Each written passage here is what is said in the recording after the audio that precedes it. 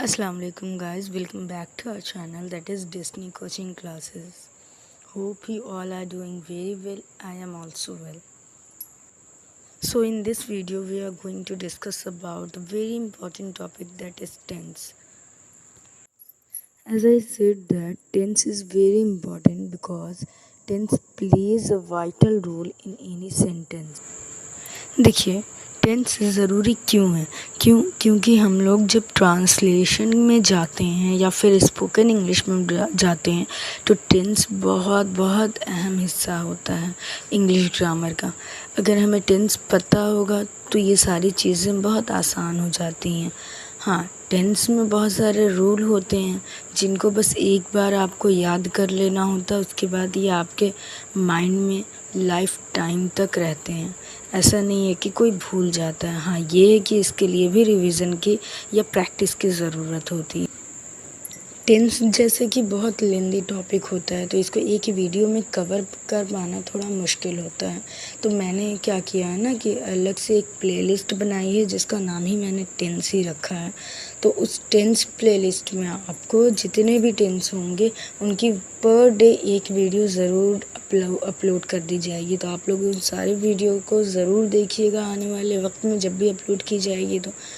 और इसी के साथ आज हम लोग अपना वीडियो शुरू करते हैं जिसमें हम लोग टेंस के बारे में पढ़ेंगे, इसके कितने टाइप्स होते हैं और एग्ज़ाम्पल के थ्रू समझने की कोशिश भी करते हैं। चलिए, अगर हाँ वीडियो अच्छा लगता है तो आप लोग ज़रूर से लाइक कीजिए, मेरे चैनल को सब्सक्राइब कीजिए और अपने दोस्तों को भी शेयर कीजिए ताकि ये सारे भी जितने भी इन्फॉर्मेशन है वो सब तक पहुँचे।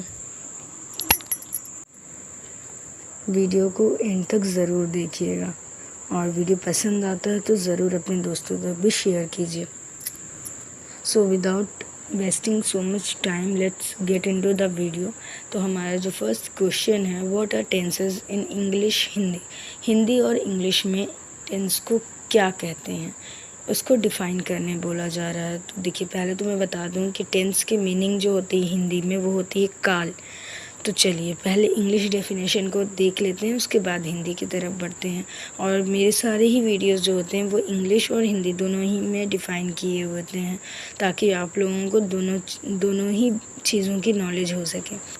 तो देखिए, ये है हमारा a tense is a form of the verb that allows you to express time. काल क्रिया का एक रूप है जो आपको समय व्यक्त करने की अनुमति देता है। काल क्या है? काल क्रिया का एक रूप है जो आपको समय व्यक्त करने की अनुमति देता है।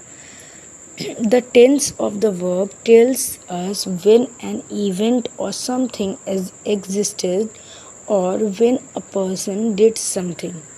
क्रिया का काल हमें बताता है कि कब कोई घटना या कुछ अस्तित्व में था या किसी व्यक्ति ने कुछ किया।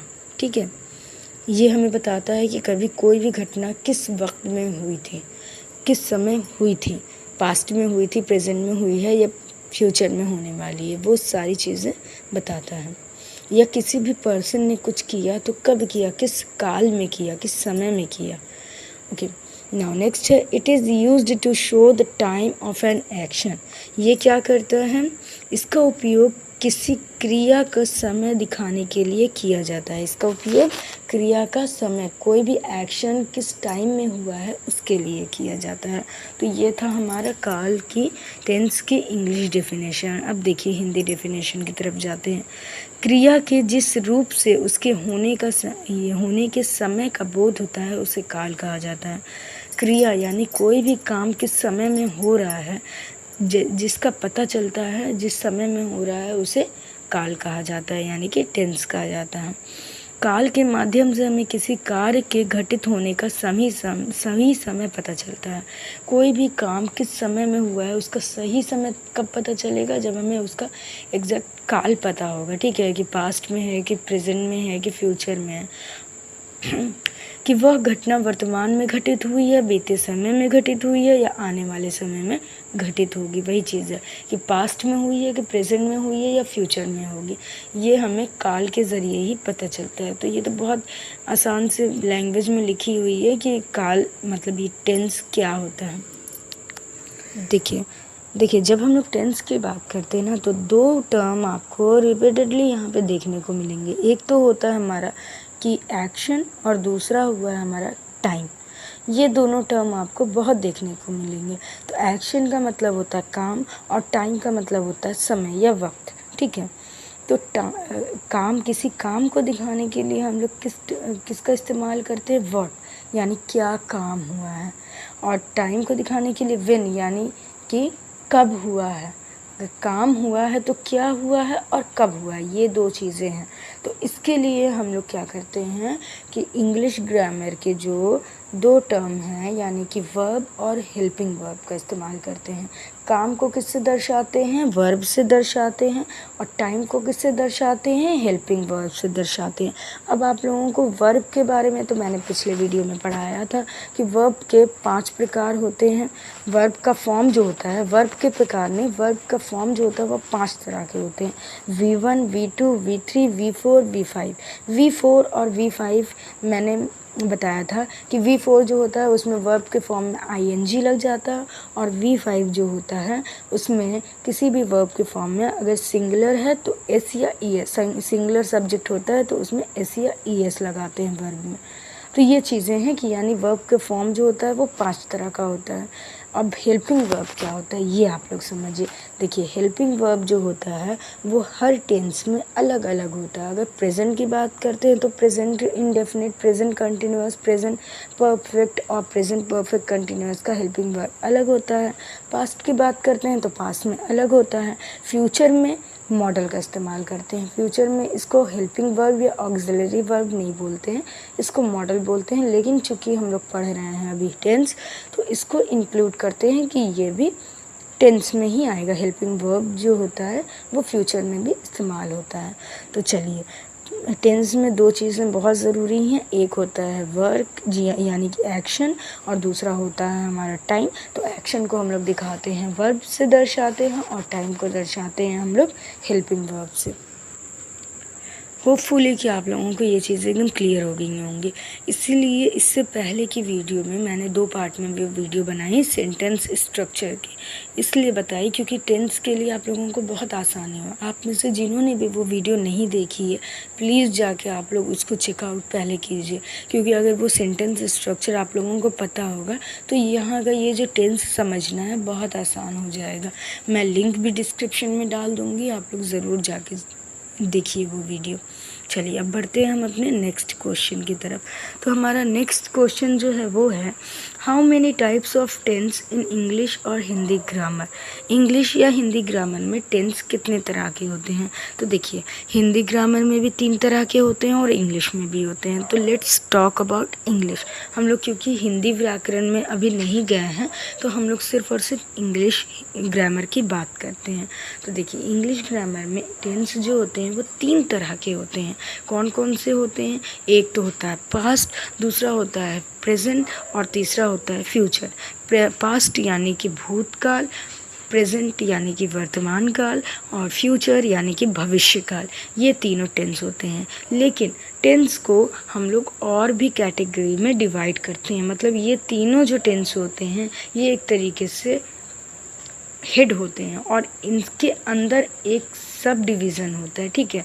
तो ये कौन से होते हैं? जैसे पास्ट है तो पास्ट के 4 होते हैं, पार्ट्स होते हैं। प्रेजेंट है तो प्रेजेंट के 4 होते हैं, और फ्यूचर है तो फ्यूचर के 4 होते हैं। काल के मुख्यतः 3 भाग होते हैं। मतलब मेन तो होते हैं 3 पार्ट, लेकिन उनके भी अंदर 4 पार्ट होते हैं, ठीक है। जैसे प्रेजेंट है तो प्रेजेंट के 4, पास्ट है तो पास्ट के 4, फ्यूचर है ना फ्यूचर के 4। तो इस तरह मिला के कितने टेंस हो जाते हैं हमारे? टोटल 12 हो जाते हैं। 12 तरह के टेंस होते हैं। तो चलिए, टेंस की बात करते हैं हम लोग। टेंस कौन कौन से होते हैं? टेंस मैंने कि पहले भी बताया कि होते हैं प्रेजेंट टेंस, पास्ट टेंस और फ्यूचर टेंस, जिसको हिंदी में वर्तमान काल, भूतकाल और भविष्य काल कहते हैं। प्रेजेंट टेंस क्या होता है? वर्तमान काल, जो कि टाइम अभी चल रहा है। जैसे कि मैं अभी आप लोगों के लिए वीडियो शूट कर रही हूँ, या मैं आप लोगों को अभी पढ़ा रही हूँ, ये हो गया प्रेजेंट टेंस। अब मैंने इससे पहले भी बहुत सारी वीडियो डाली हैं जो कि पास्ट में थी, यानी इससे पहले डाली हैं। तो ये क्या हो गया हमारा पास्ट टेंस हो गया। मैं आप लोगों के लिए इससे भी ज़्यादा इस आगे भी वीडियो लाऊंगी, टेंस का ही अदर पार्ट मैं और सारा लेके आऊँगी।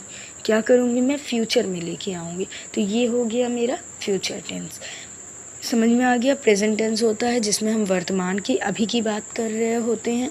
पास्ट टेंस वो होता है जो काम पहले हो चुका होता है उसकी बात कर रहे होते हैं। और फ्यूचर टेंस जो कि फ्यूचर में या भविष्य में आने वाले वक्त में होगा उसकी बात कर रहे होते हैं। तो ये हो गया। अब चलिए देखते हैं कि प्रेजेंट टेंस में क्या क्या आते हैं। हर टेंस के चारों एक ही कैटेगरी, मतलब चार जो पार्ट्स होते हैं वो एक ही नाम से होते हैं। बस प्रेजेंट में है तो प्रेजेंट लग जाता है, पास्ट में है तो पास्ट लग जाता है, फ्यूचर में है तो फ्यूचर लग जाता है। तो चलिए बात करते हैं प्रेजेंट टेंस की। प्रेजेंट टेंस का जो पहला पार्ट होता है वो होता है प्रेजेंट इंडेफिनिट। प्रेजेंट इंडेफिनिट आप बोल लीजिए या फिर सिंपल प्रेजेंट बोलिए। दूसरा पार्ट होता है हमारा प्रेजेंट कंटिन्यूअस, तीसरा होता है प्रेजेंट परफेक्ट और चौथा हो जाता है हमारा प्रेजेंट परफेक्ट कंटिन्यूअस। ये चार पार्ट होते हैं। अगर हम लोग पास्ट की बात करते हैं तो पास्ट में क्या होता है? पास्ट इंडेफिनिट या फिर आप बोलिए सिंपल पास्ट। सेकंड होता है पास्ट कंटिन्यूअस, थर्ड होता है पास्ट परफेक्ट एंड फोर्थ होता है हमारा पास्ट परफेक्ट कंटिन्यूअस। ये हो गया हमारा पास्ट। अब देखते हैं फ्यूचर। फ्यूचर में भी सेम चीज़ है, बस फ्यूचर लगा देंगे उसके आगे तो क्या हो जाता है हमारा फ्यूचर इंडेफिनिट, या आप कह लीजिए तो simple future, future continuous, future perfect और फोर्थ होता है हमारा फ्यूचर परफेक्ट कंटिन्यूअस। इस तरह से हमारे 12 तरह के टेंस होते हैं जिनको हम वन बाय वन डिस्कस करेंगे। तो आज की वीडियो में मैं आप लोगों को इससे ज़्यादा नहीं पढ़ाऊँगी।